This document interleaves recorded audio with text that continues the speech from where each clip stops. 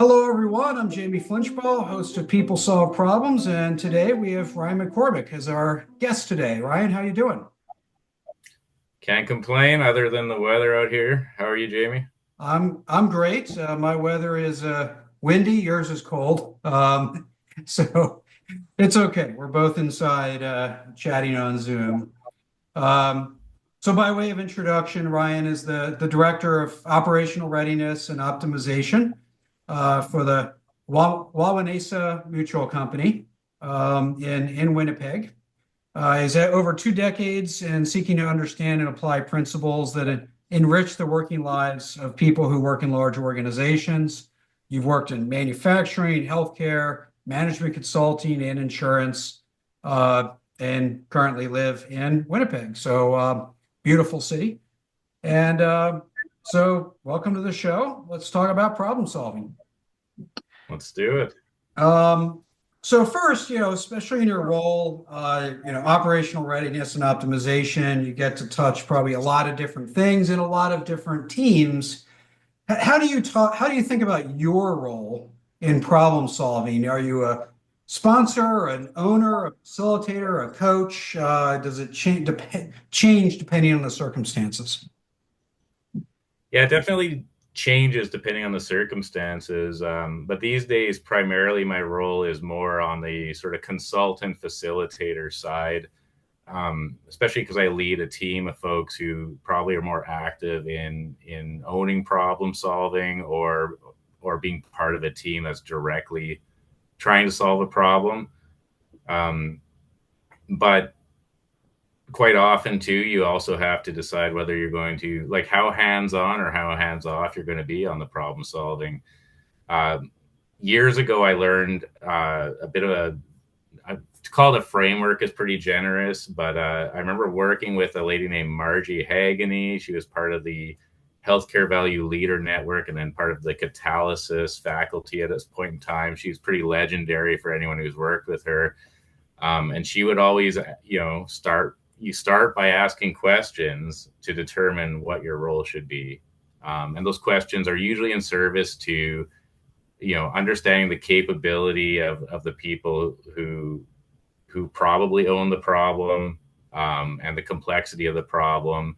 And just by using that in your judgment, your experience, you can kind of decide whether you should be more hands on or hands off, more directive or more coaching. So it's simple. You just start by asking questions and then, decide from there whether it is your problem to own. Are you trying to develop skills, or is there some urgency around it and you just have to get after it? So it's a sort of a combination of, I'll say, readiness factors, but also business factors, kind of what's at play in the situation, and you have to weigh a range of those as you make that decision. Yeah, I agree. I mean, in a perfect world, yes, you always confer ownership to the person who's closest to the problem, and you develop them. But sometimes there's just urgency around it, or the skills, patience, and capability aren't there, and you still have to solve the problem. So I've had to learn that over time. I'm a bit of an idealist. I'm always like, oh well, I shouldn't step in here or I shouldn't get involved. But sometimes it is your job to get involved or offer up your expertise just to get it across the finish line.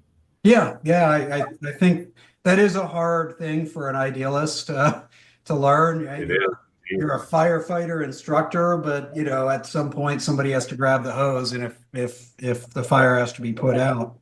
Um, Let me ask a little bit more about that in the context of a team of problem solvers. So not just you, of course, but your team. How do you evaluate? I assume capacity of your team is part of that equation, and but problem solving is nonlinear and very hard to put a very definitive block around. So how do you evaluate your team's capacity to solve problems when every problem is a little bit different? Yeah, that's a great question. My team's made up of people who usually come in for not forever on the team.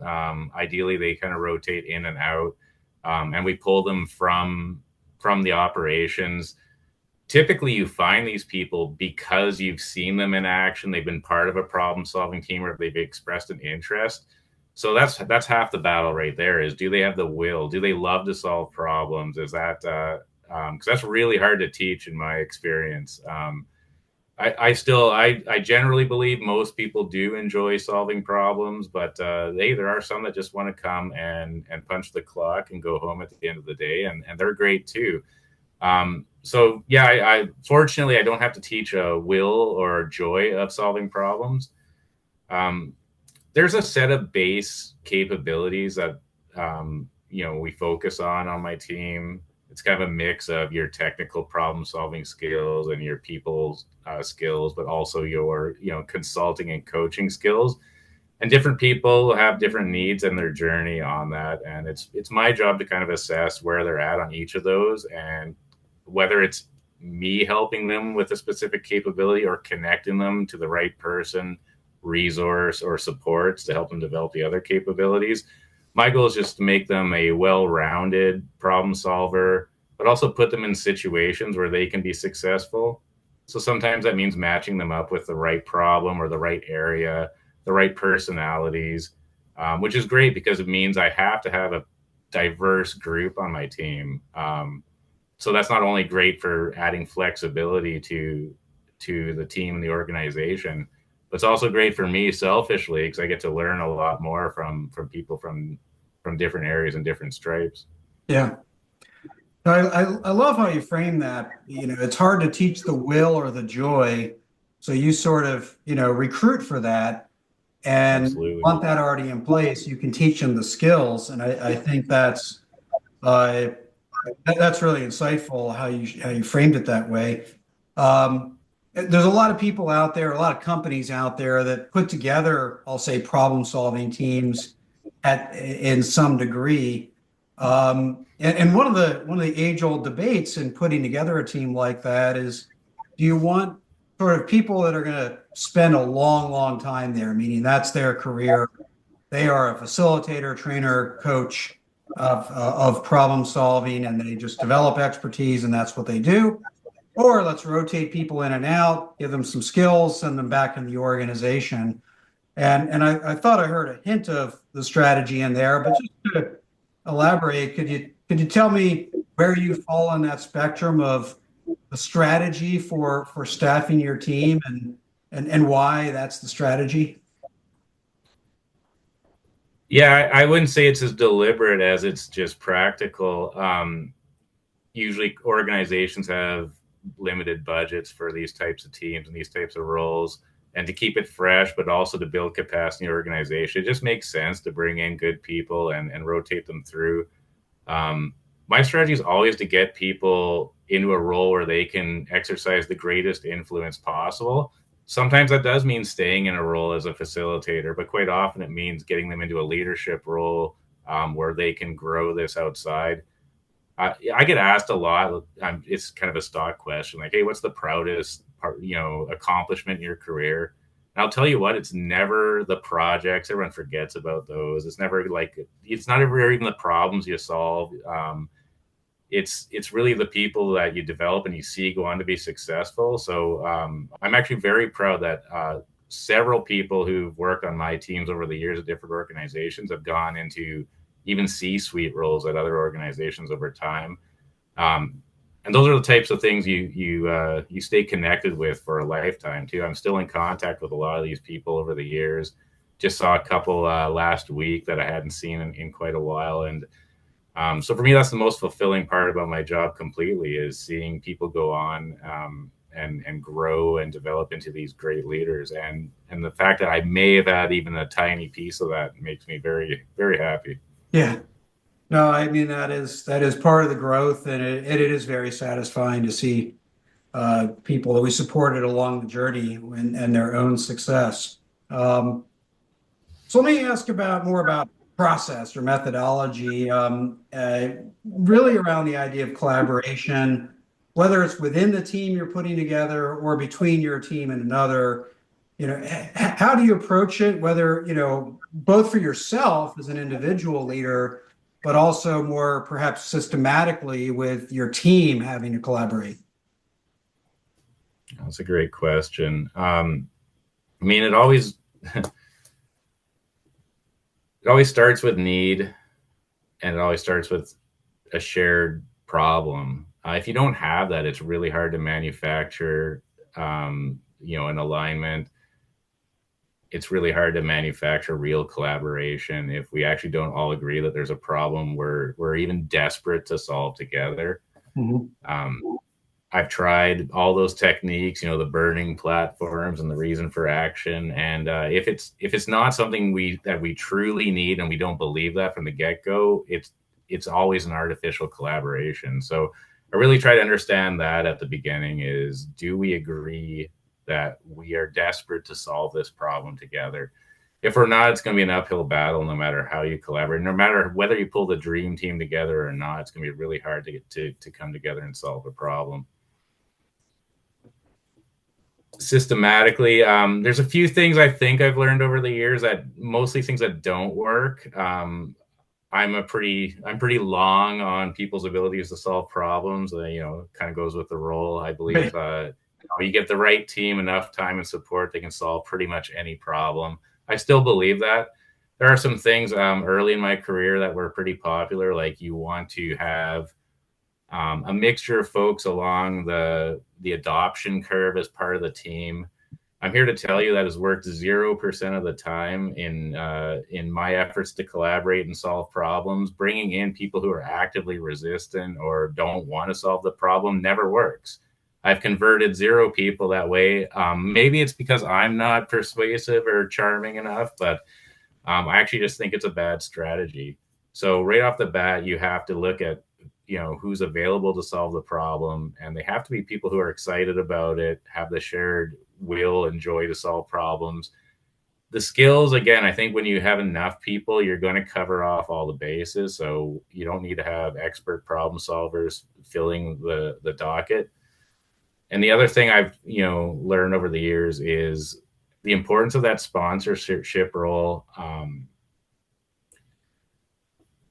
Most leaders think they're great at sponsoring these problem solving teams, and very few of them actually are. And sometimes the biggest mistake is actually bringing them on the team as well. It sounds like a great idea. You're going to have access to these leaders who can remove roadblocks and drive influence, but some of them just can't help taking over the problem, or causing a distraction to the team as well.